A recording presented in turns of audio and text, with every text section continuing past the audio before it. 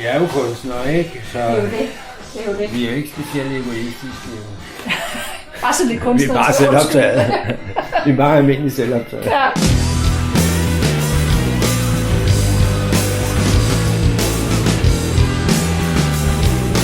Nå, skal vi gå ned og kigge, hvad Yes. der er med, fordi Skal jeg tænde for kaffe, eller tænder du, når du har den? tænd du bare. Super. Jamen, når man går ind på din hjemmeside, så mødes man af en tekst, som jeg lige vil læse. Der står, I am the greatest. I am the greatest. Yes, I am the greatest. Look at my art and you see me. Remember, I am the greatest. Mm-hmm. Så har man ligesom slået tonen an, tænker jeg. Ja. Hvordan kan det være, du har sat den på? Because you are the greatest. Nej, det er jo lige så meget, ja, det er jeg. Men det er jo ikke fordi jeg er den bedste, det er fordi vi, du, jeg, vi er de bedste. Ja.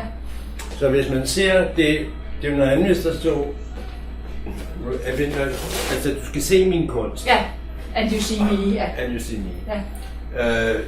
Så kan beskueren vurdere, om jeg er den bedste. Ja. Det er jo så ligegyldigt. Jeg synes selv, jeg er den bedste til at være mig. Ja, det er heldigt nok. Det er sgu meget godt, ikke? Ja. Og i virkeligheden handler det meget om det her med, at for eksempel den måde, jeg maler på, når så står jeg ved, nogen vil jo stå der, vi skal sgu lave en lige streg her, ikke? Ja. For mig er det vigtigt, at den ikke bliver lige, men det må også godt blive lige, men hele den der perfektionisme der er jo noget, der rider folk som en mare, altså, eller hvad det hedder. Og de er ikke tilfredse med sig selv. Så i virkeligheden er det jo en provokation. Ja. Og man kan sige, Muhammad Ali, som jo sagde det første gang. Ja. Jeg kan huske, da jeg hørte det, der var jeg jo ikke så gammel. Jeg tænkte, det kan man sgu da ikke sige. Ja. Man kan jo ikke sige, at man er den bedste. Jeg synes, det var enormt provokerende. Ja. Men han var jo den bedste, ikke? Og efter ham er der jo mange, der er også den bedste. Ja. Men i mit hoved handler det om at være bedst til at være mig, og være den, man er. Man kan så beskue de ting, der er på hjemmesiden, ikke? Ja. Og så tænke, nå ja, okay, det kan vi godt lide. Ikke? Ja. Der er også nogen, der føler sig meget provokerende. Er der ikke også lidt humor i at skrive det ting? Altså sådan, jo, selvfølgelig er der også noget humor i det. Men det er jo også alvorligt. Ja. Det er også en vis alvor i det, ikke? Ja. Altså for mig har det været vigtigt, det der med, at især da jeg lavede om på mit liv og skulle i gang med at male, der var det vigtigt, at jeg ikke skulle stå i kø, altså i mit eget hoved. Så jeg tænker, hun er godt nok dygtig, og kæft, så god bliver jeg aldrig. Ja. Altså på en eller anden måde sprang jeg køen over, bevidst, ikke? Ved at provokere mig selv på den her måde her. Fordi ellers ikke, så er det, altså meget er jo navløb, kæft, jeg er ikke så god som ham, eller nej. Altså, det kan komme til at styre alt, hvad man laver. Eller bare det var mig, ikke? Ja. Så du besluttede dig for at bare være rigtig god til at være dig? Så tænkte jeg kan lige så godt bare være den bedste jo, fra starten af, til at gøre det, jeg nu gør. Og så må de andre jo være lige så gode, eller hvis de har det værre med sig selv, synes de ikke, at det er ikke mit problem. Altså, jeg synes, du er den bedste til at lave dine billeder. Det er heldigt også. Er det ikke jo, men jeg synes det. Og du kalder det hernede simpelthen? Ja. Okay, ja. Og jeg skal nedad. Ja.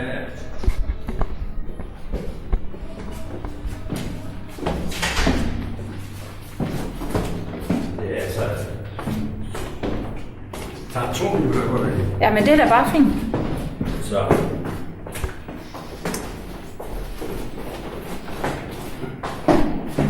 Og det er da lækkert at have det så tæt på. Ja, det er faktisk. Altså i virkeligheden, der var jo bare tænkt, at vi skulle bruge det som lærer, ikke? Ja. Og, men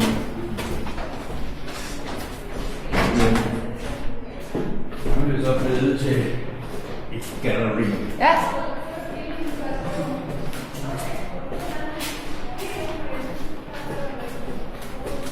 Men man skal slet ikke ud for at komme derhen. Du kan bare gå hernede under for at smutte fra det ene sted til det andet. Ja, ja. Det er smart. Ja. Det er sgu smart. Ja. Jeg tror faktisk, at vi kører op og kigger på nogle af billederne, der hænger ovenover først. Ja. Det er også meget skægt at fornemme på. Ja. Fordi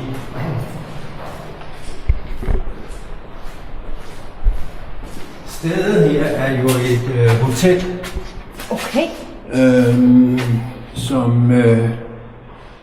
hvor jeg så har købt den lejlighed, hvor jeg maler i, og lejet det her lokale hernede. Ja. Og så har de så alle mine billeder på hængende deroppe, ikke? Får de så skiftet ud indimellem, eller har de simpelthen en fast udsmykning? Ja, de bliver skiftet ud. Ja. Nogle af dem er solgt, dem der er deroppe, ikke? Ja. Ja, det er jo smart. Der må jo komme mange igennem et hotel, kunne jeg forestille mig. Så. Ja, rigtig mange. Ja, fantastisk. Hvilket hotel er det? Det hedder Stay Copenhagen. Okay. Nu skete der lidt, ja. Så må vi hellere lige. Og det er meget afslørende. Ja, så er vi der med.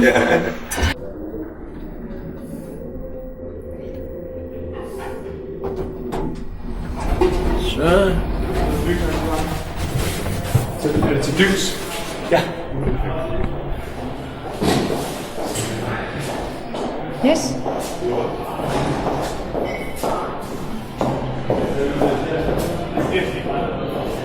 Nej, det er her, hvor de... hvor de hænger. Hej. Og her også er fedt. Er du meget inspireret af Amerika? Ja. USA, amerikansk kultur. Hvor stammer det fra? Det ved jeg faktisk ikke. Altså andet end at jeg var fascineret over det, at man med flid kan gøre en masse i og for sig, ikke? Ja. Der er garanteret også mange minuser, men jeg har altid været meget energisk, altså jeg arbejdet meget, ikke? Og det tænker du også, at Jeg tror, jeg kunne være kommet endnu længere, tjene endnu flere penge, hvis det er lykken, ikke? ja, hvis det er det, du vil. Ja. Ja. Fordi Danmark er et lille land, ikke? Så det er sådan meget begrænset. Har du været over med dine ting i USA også? Ja, jeg har også et galleri derovre. Okay, hvem er det, du har? Det ligger, det er et lille galleri oppe i, hvad hedder den der park? Central Park. Central Park, ja. Fedt, det er jo et fantastisk Ja, sted. det er meget, meget fint. Nå, men det behøver ikke være et stort galleri, det er jo bare fedt at være repræsenteret derovre, tænker jeg. Det er da fantastisk. Ja. Men hvordan bliver man den bedste til at være sig selv? Men det tror jeg, altså det er jo, altså sådan generelt være sig selv. Ja, altså hvordan bliver man god til det? Det er jo et af, det kan nogle gange måske være det sværeste selskab, tænker jeg, for nogen måske. Men man kan jo så sige nu, altså min erfaring er jo, altså jeg er jo udover at jeg har malet og lavet alle de her ting, så har jeg jo også haft med rigtig mange mennesker at gøre hele mit liv. Og også, interesseret mig meget for psykologi eller kognitiv terapi. Hvor det handler meget om det her med at kende sin historie. Så man kan sige, det er rigtig, rigtig vigtigt at kende sin egen historie. Lige så vel som der er nogle mennesker, der jo kan blive vågne om natten og sige, prøv lige at sige kongerækken, så kan de kongerækken eller et eller andet. Og de kan en hel masse om historien, men de kender ikke deres egen historie. Så det at for eksempel, hvis jeg nu spurgte dig, hvor du født, og hvor boede I henne, så et eller andet sted er det jo meget interessant at vide, at eksempelvis at man boede der, og fordi så kender man sig selv, den måde man lærer sig selv, både ens svage sider, men accepterer, at man for eksempel har haft en barndom, der måske ikke har været super, som giver nogle begrænsninger, som man så selvfølgelig kan forsøge at rette op på.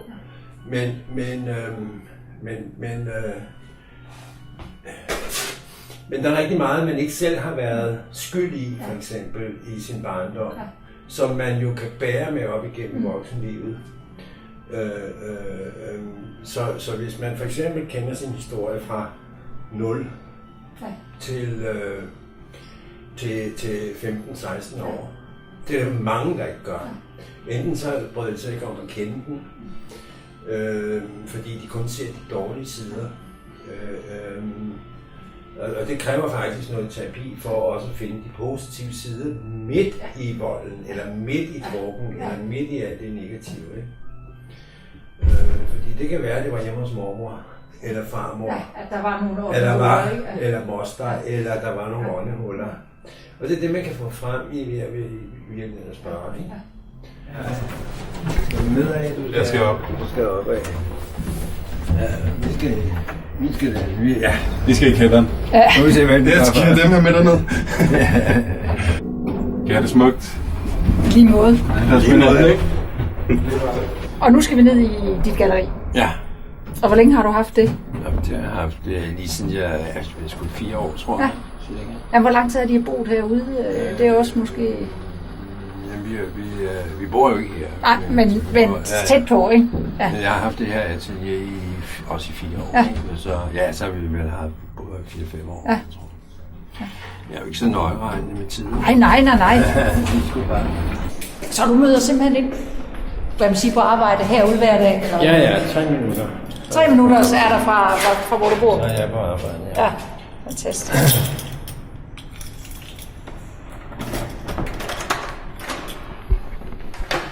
Så. Wow.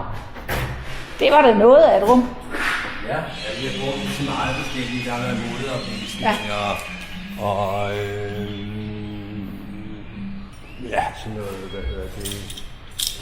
Der er en natklub, der hedder Zen, der også har brugt det til sådan noget forhalløj. Så noget hvad, siger du? Forhalløj, du ved.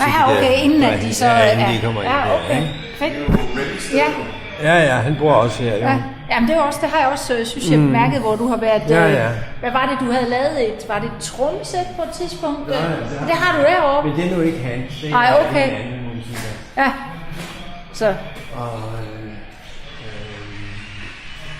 Ja.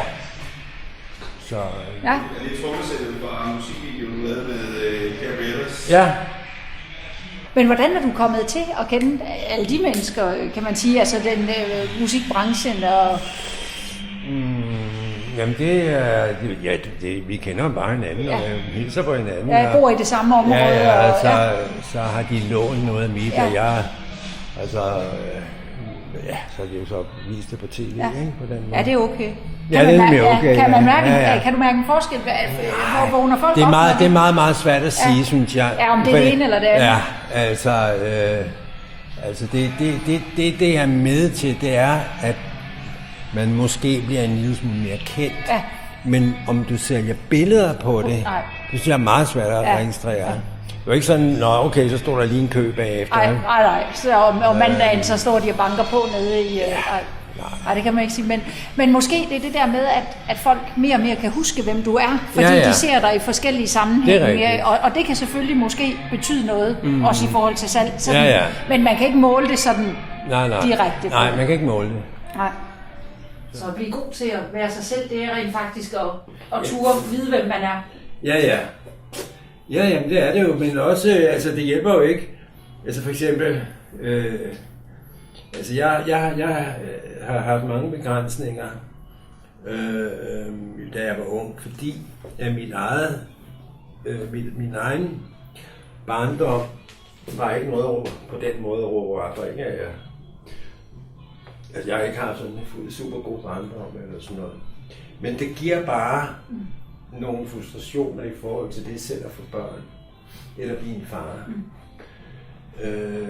Og så kan man ligesom punke sig selv og sige, men du ved, at man er også en dårlig far, gå ud og drikke med et eller andet. Frem for at kende sin historie og finde ud af, om det skulle være derfor. Altså det er jo ikke engang din skyld, der er en årsag til det. Så er det nemmere at vente på det, eller acceptere det? Det er i hvert fald nemmere. Det kræver en vis intelligens.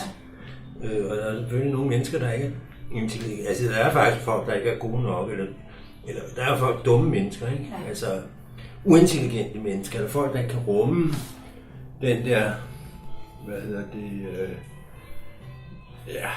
hvad kan man sige, altså man skal have en vis intelligens for at lave om på sit liv, eller forstå de her ting her. Uden at det skal lyde sådan helt besværligt. Men du er inspireret af USA, blandt andet, kan man sige, men der er jo også mange andre inspirationskilder. Hvad tænker du? Ja, det her det er jo meget mere abstrakt, ikke? Ja. Kan man sige. Ja. Men det er stadigvæk den der pop-art. Ja. Men du skal jo faktisk helt hen i billedet for at finde for at begynde at aflæse de forskellige... Men der er en million små dimser og historier. Ja. Jeg fornemmer også, at der er lidt indisk, der sniger sig ind rundt omkring i billederne. Der er også inspiration derfra? Jo, det er bare, jeg synes bare, det er spændende. Altså, eller, det er sådan lidt mystisk, ikke, at det dukker frem bag her. Ja, lige præcis. Altså, det er jo det, når du laver collage, så er du nødt til at tænke billeder, ikke bare som et billede. Altså, okay, vi skal have et indisk billede. Nej. Pisse ligegyldigt. Nej, det er mere, om det giver en eller anden virkning i forhold til hvad den næste er. Ja. Altså, så det er jo ikke et eller andet med, okay, nu skal vi lave en historie om, som passer til en eller anden indisk. I hvert fald ikke det her billede. Det er jo helt bevidst lavet for at være et abstrakt billede. Ja. Så det enkelte motiv har egentlig ikke, altså det enkelte billede derpå, er det mere farven og form måske end... Det er mere, det er det, ikke? Altså, du ser herinde, der er en Irma-pose. Ja, og det er ikke fordi, du vil fortælle noget om Irma. Nej, Muhammad Ali, han går igen på flere af dine værker. Ja, og her er der faktisk en gammel, sådan en pilsner, eller hvad den hedder, Tuborg. Ham der står og sveder ude ved... Ja. Sådan en... Ja, du har en lille hund. Og stjerner og... Ja. Når du går i gang, så ved du måske godt, det er et abstrakt billede, du vil gå i gang med, men har du nogen plan ud over det? Altså man kan sige, det er sådan et billede som det der, det tager så lang tid at lave. Ja. Er det også tykt? Det er meget tykt, og man samler, ikke? Så det er jo færdigt på et tidspunkt. Ja. Altså her, du ser her, der er faktisk en lille boligplade her, ikke? Hvor fint. Ja. Så der er som sådan set ikke nogen elementer, der ikke kan komme på. Der er også en lighter herovre. Nej. Jeg kan jo komme på, hvis det bare på en eller anden måde giver en mening i mit hoved. Ja. Altså, ikke? Og alle de her ting, der er på, der er selvfølgelig ting, du river ud og sådan noget, men der er også alle mulige andre ting. Hvordan finder du sådan nogle ting? Ja, det er lige fra man, endnu en gang stjæler man noget fra børnene, ikke? For eksempel der er jo sådan en plade der, kan man se, en stjerne. Og en perleplade, ja. Perleplade, ikke? Ja, hvor fint. Og jamen, så finder man noget på gaden, for eksempel, ikke? Eller havde man skulle lige et eller andet, en femøre, eller et eller andet i lommen, så den kan godt lide se det, ikke? Eller en skrue her, ikke? Og noget fra en eller anden gammel kontakt. Men altså, det er jo det der med at bruge det, der er, eller det, man finder.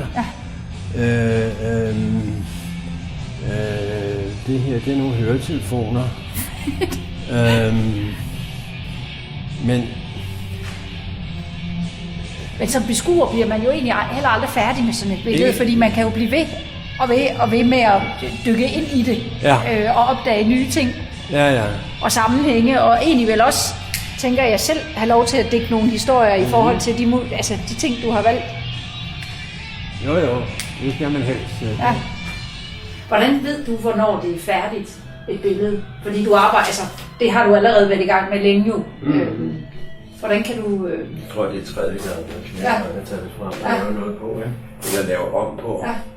Jamen altså, jeg ved bare, når det er der, altså man vil sige, jeg fik bare den der idé med at prøve den der ligesom kontrast med en sort-hvid, ikke? Og så kan det godt være, at det ikke holder.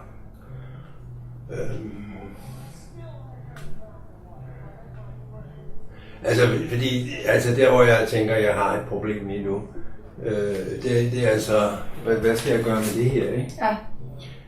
Altså, Hvor meget kan jeg ændre på det? Kunne jeg lave det rødt eksempelvis, og så med hvide stjerner eller et eller andet. Ja.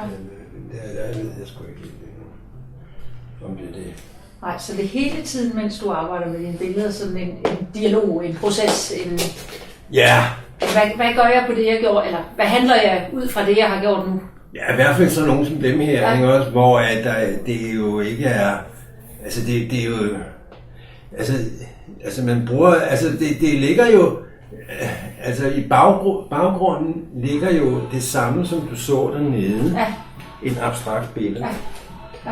Altså det er jo enormt abstrakt, selvom det er helt, selvfølgelig er det et flag, men det er stadigvæk inde i mit hoved meget abstrakt.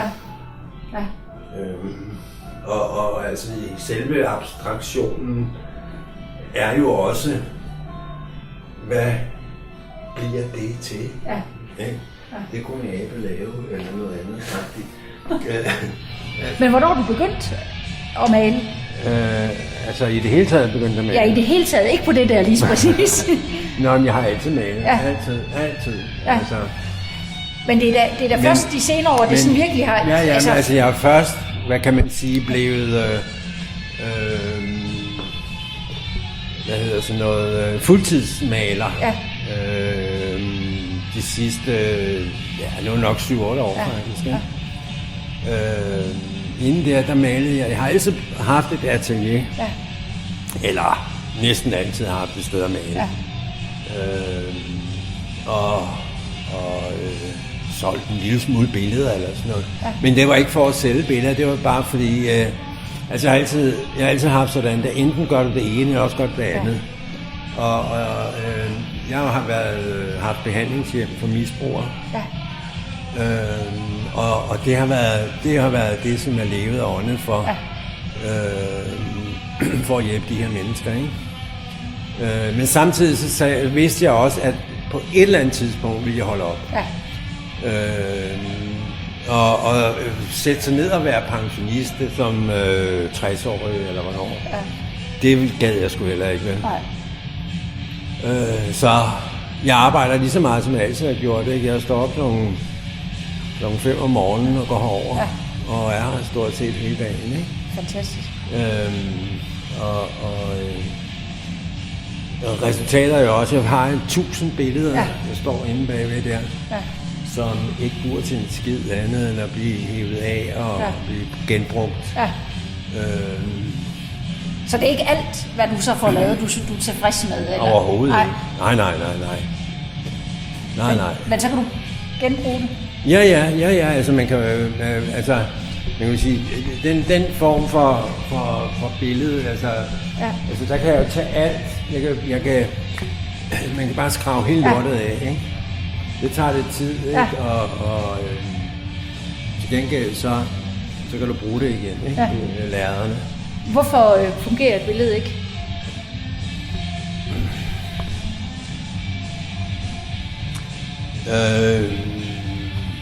Altså, der er jo mange, der vil tænke, at nej, de er fine nok, eller jeg kunne nok sælge dem på udsalg, eller et eller andet.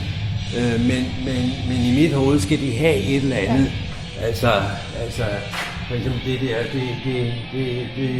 det skal bare have et eller andet, der gør noget.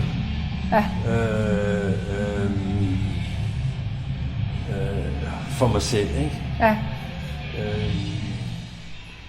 Så det er dig, der skal mærke det, om det er på plads? Ja, altså... så kan man lave billeder til folk, hvor det måske er mere bestilling eller sådan noget, ikke? Og der kan man så vægte lidt med... jeg plejer ikke at gå på kompromis, ikke det, men på en eller anden måde, så er det også sjovt, i hvert fald når man laver collage, at bruge folks egne ting. Ja. Altså for eksempel har jeg lavet nogle af de der cirkelbilleder, hvor at det har været som en dåbsgave for eksempel, og så er de kommet med armbånd og alle mulige andre ting, du ved, fra og navnesedler og skidt og møje, ikke? Som er kommet indflettet ind i historien, ikke? Og så det er jo bare smadret sjovt, ikke? Det må jeg også forestille dig, at man tager rimelig lang tid. Det tager lang tid, den der. Det er jo helt vildt. Fordi man klipper ikke noget. Nej. Altså noget kan man godt klippe, men faktisk så er det bedst, hvis man river. Ja, jeg tænkte, det er, også, er det også dig med... Nej, den har jeg købt, den her. Ja, jeg synes også, den... Det er faktisk keramik. Okay. Ja, Ej, hvor sjovt. Så den har jeg købt. Jeg var sikker på, at det var bronze. Ja, det er der også rigtig mange, der tror, ikke? Ja. Men det er dig her. Ja, det er mig. Ja. Og der får du ligesom den der idé med det der oppe også, ikke? At verden kommer til at se sådan ud. Ja. Eller sådan den her over. Ja, der har du også en lampe her. Ja. Altså, måske kommer den til at se sådan her ud. Ja. Altså, fordelen ved at være kunstner er jo, at man gerne må lyve, ikke? Så derfor kan man jo bare fantasere, og måske ikke engang løgn, men man kan jo sagtens lave en historie ud fra den her, ikke? Ja.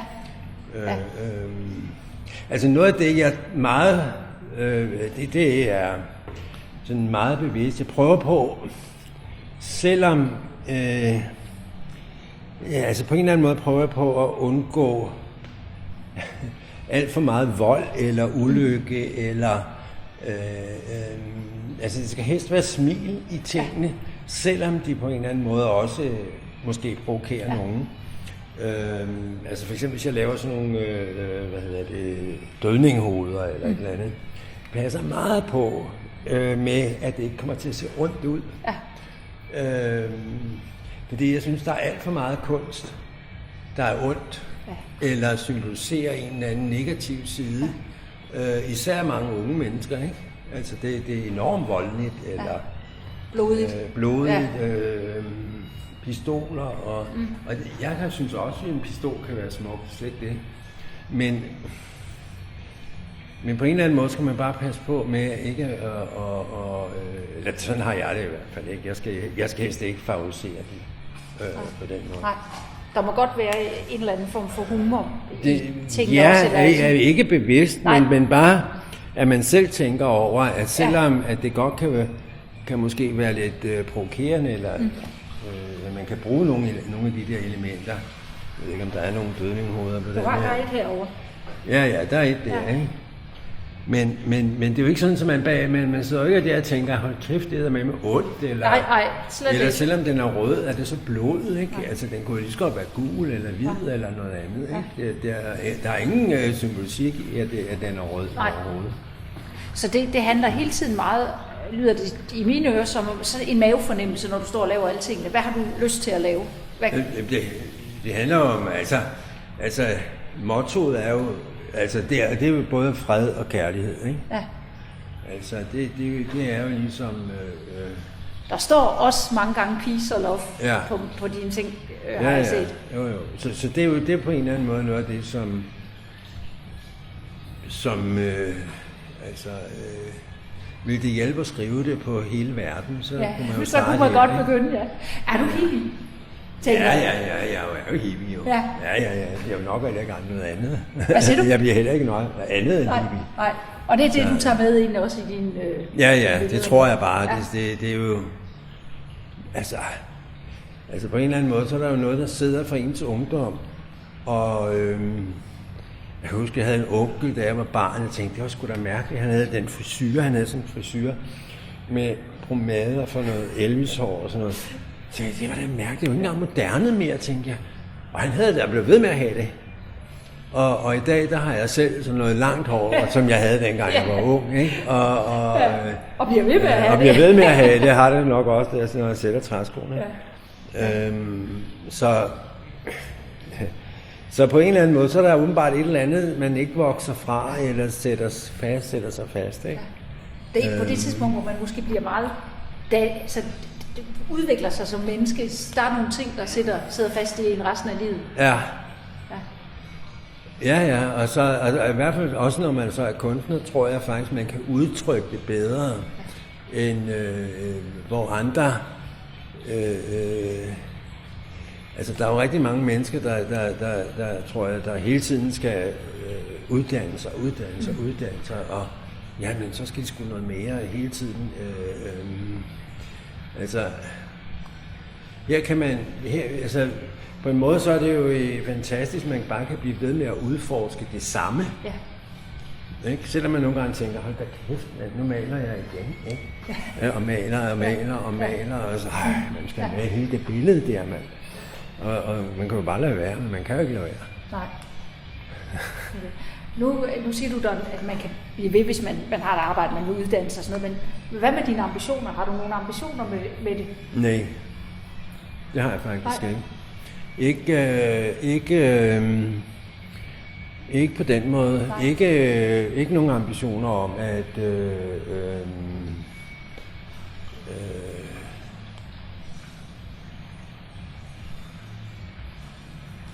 jeg har bare, man kan sige, den eneste ambition, det er, at selvom det ser kaotisk ud, eller rodet ud, så er min eneste ambition, det er at gøre mig umage. Altså, at når man laver noget, så ikke, så gør det ordentligt, eller simpelthen gør sig umage. Ikke? Og jeg ved lige så snart, at jeg har det sådan, hvor at jeg kan se, det er derfor, at billedet ikke virker, for eksempel. Det er, hvis man ikke har gjort sig umage. Det er jo et mærkeligt ord. Men det betyder jo bare, at man skal tage sig sammen og gøre det godt, eller gøre det ordentligt. Og man kan sgu ikke springe over, hvor gader laves, vel? Der sker jo også bare det, hvis ikke man gør sig umage, så bliver man træt af at lave det. Altså, men skal jeg lave hele det billede der til. Men i det øjeblik, man ligesom gør sig umage, ja, det tror jeg, hvis man skal have en ambition, så må det være det. Fordi, altså min erfaring er, at ambitioner i sig selv er ikke meget værd, men drømme er noget andet. Hvor at hvis du har en drøm,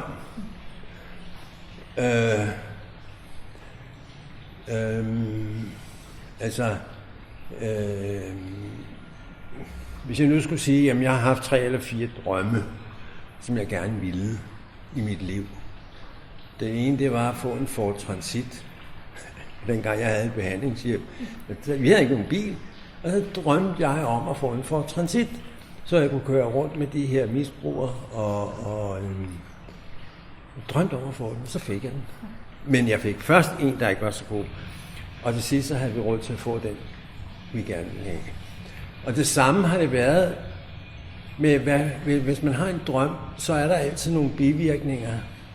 Enten synes du, det er helt fedt, altså for eksempel, du drømte om at blive gift med din søde mand. Og det har givet nogle bivirkninger, I har fået nogle børn, som også er søde, ikke? Er det ikke rigtigt? Jo. Er I ikke meget søde? Jo, de er jo meget søde.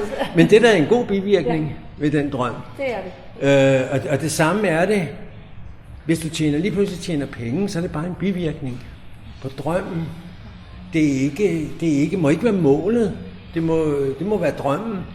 Og så kommer bivirkninger som børn eller penge, eller hvor der er rigtig mange, der slet ikke fatter, at det er drømmen, det handler om. Og så er det de her bivirkninger, der er interessante.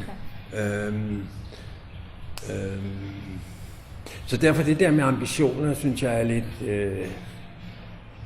så kan man sige, jamen altså, okay, jamen, nu vil jeg gerne være på et galleri, bla bla, eller et eller andet. Ja. Men eller have ambitioner om at tage ud i verden, og jamen det er slet ikke nødvendigt, fordi det har bare vist sig, at jeg har et galleri i Oslo, og et i Riga, og et i Berlin, og i Amerika, eller i New York. Ja. Og så har jeg lavet forskellige udstillinger i København, ikke? Og bliver spurgt om alle mulige ting. Altså, det ser jeg bare som en bivirkning, og ikke en eller anden ambition. Hvad drømmer du så? Jamen altså man kan så sige, jamen det lyder åndssvagt, men lige nu drøm, det er en drøm, som, altså det er jo med drømmen sådan der, at de starter med man kan også kalde det en vision, eller noget, der udvikler sig. Men lige nu er der ingenting. Men jeg drømmer faktisk om at lave en skole. Eller undervise, eller på en eller anden måde give noget videre til nogle andre.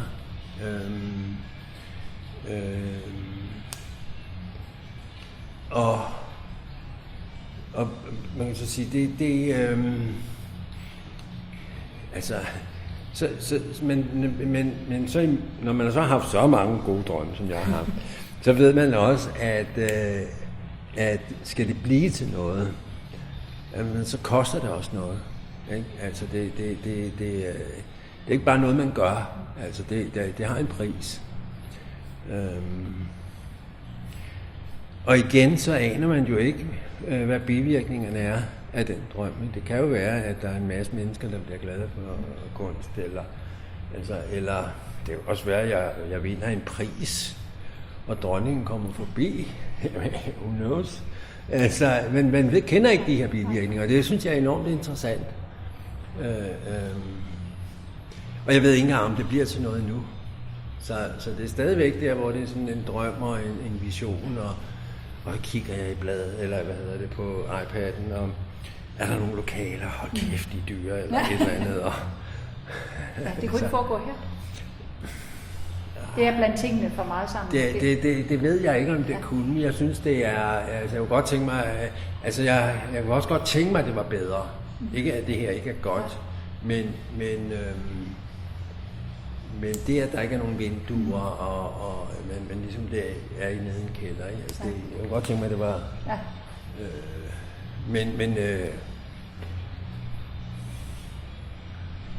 Men nu må vi se. Ja. Det er i hvert fald en drøm, ikke? Ja, det ligger og arbejder inde i... Ja, det har det sgu gjort lang tid, ikke? Så det kan være, det bliver til noget. Altså det er jo det, der er i det. Ja. Altså, hvor at det er jo klart, gik jeg ud og tog et Marilyn Monroe-billede og sat på, så var jeg jo på en eller anden måde nødt til at fortsætte, eller lave historien om billedet, altså hendes udtryk, eller hvad det nu var. Men så det er mere frit her nu? Det er helt frit, altså. Det er, jeg har lavet mange af de her flag her, faktisk. Det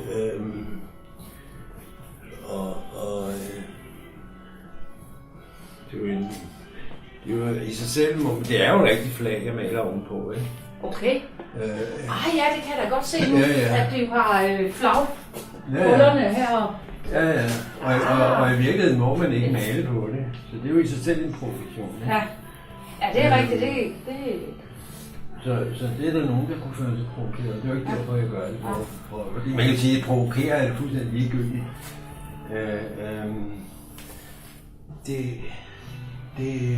Det er uinteressant. Ja.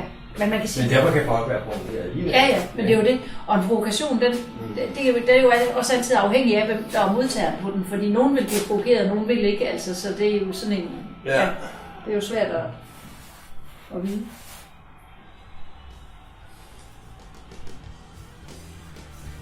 Ja. Men, det skulle hårdere være det bedste. Ja.